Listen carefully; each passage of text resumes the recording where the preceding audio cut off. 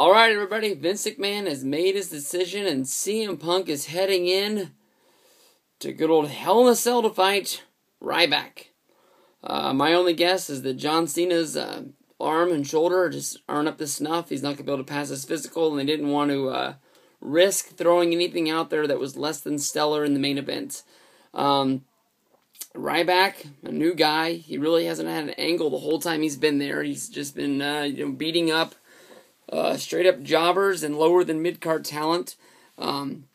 He's been featured on pay-per-views. There's been times when he just was put out there on pay-per-view just trying to feature him. They were doing it with him and Brodus Clay for the longest time. The last time I can remember Ryback being on a pay-per-view, he wasn't on SummerSlam.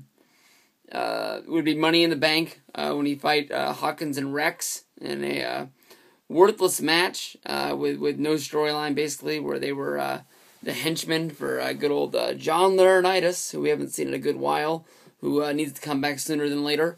But my only thoughts are, the biggest stipulation in this right now is the title. I mean, they have the title. Punk is on, the longest run of anybody I can remember in the history running with the WWE title. And the big storyline is him getting to the Royal Rumble and facing The Rock. I mean, that's the one match that people really want to see if it's not Punk versus The Rock, which I honestly think it's going to be. Those guys are, trading insults back and forth on Twitter like Cena and The Rock did before WrestleMania and their build-up. It's the easiest way to, get people hyped up for it when The Rock's not on TV. I hope everybody's seen the picture of The Rock lifting weights in that CM Punk Best in the World shirt. That is fucking badass. I mean, he's got muscles on top of muscles. That dude is ripped. And I think that's the one reason why I think almost all of my friends, almost everybody I know is going to the Royal Rumble this year. So, basically, we just need to get Punk to there. And with Ryback, even though he's a guy that, gets a lot of attention as being the son of Goldberg and Rob Van Dam, because of the appearance and the tights he wears and basically the undefeated streak. The undefeated streak is the thing that matters the most to me in Hell in a Cell right here. What you can see with Goldberg had a whole lot of fandemonium and a whole lot of buzz around him when he was, 100-0 or whatever it was, and he beat Hogan for the title.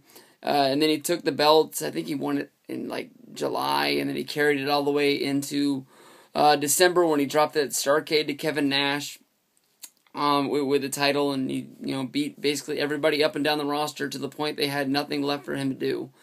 From what I heard, from or what I've read, it basically is that Ryback has basically fought every guy on the roster that wants to fight him. There's a whole bunch of people out there that are honestly scared to get in the ring with this guy. Why CM Punk wants to do it, I have no clue. But I'm sure he's been in the ring with people that are worse. And, if you're going to go in there and you're going to have him lose, because honestly I think Ryback is going to lose, you have to have that backup plan on what you're going to do with this guy next. Because once he has no longer an undefeated streak, you can't start that over. So, I mean, where are you going to go? CM Punk, I don't think he's going to have a long feud with Ryback. More than likely he's going to have this 1-2 punch. But we go from Hell in the Cell to Survivor Series, TLC, and then the Rumble. We got 2 pay-per-views to fill. And more than likely, people have been hoping to get this Mick Foley versus CM Punk match for TLC. I mean, you could fill the Survivor Series one with John Cena, because he's got to be ready by then.